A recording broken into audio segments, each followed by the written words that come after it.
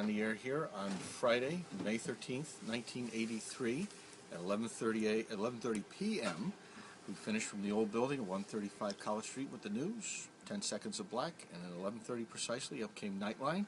I came over here to the building and ran the first break during Nightline, and then there were still a lot of parts of the building that were still trying to get put in. The control room, the audio booth was already in. There was a lot of equipment that was still being hooked up. In fact, when the first newscast came at 6 o'clock on that Saturday with a gentleman by the name of Jock Thomas, I had to TD the show because the switcher wasn't in place.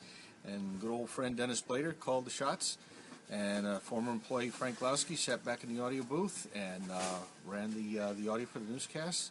And then it took about another couple of days before things finally started to get into place. So were you guys nervous? Were you thinking that it may not switch and it may not work?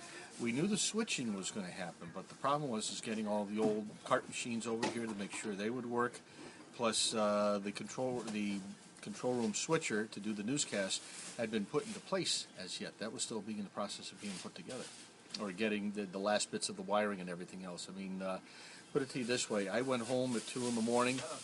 I came back here at 4 o'clock next afternoon, and Angelo was still here.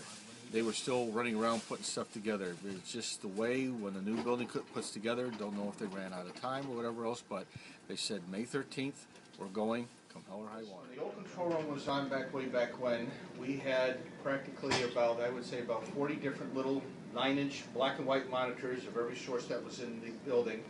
And now you look in our new, what's known as HDCR, this is the high definition control room, where we have 10 52-inch Sony TVs that all are set up, and they're HD TVs that have multi-views in them for all the different sources we have. In the center where the director is, there are 3 32-inch monitors that give us the teleprompter and what's on the air, and programming and preview. And then in front of us here are all the various keyboards for the producers to use. We can get Skype off the air. We have our teleprompter computer here. We have other computers for the producer. This is the E&G receive room.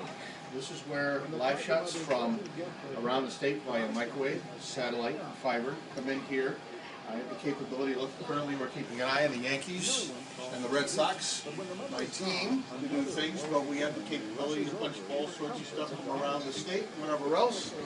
We keep an eye on the newscasts over here through the iNews, which everybody uses in the newsroom, so we know where things are kept. We keep an eye on air with QC2.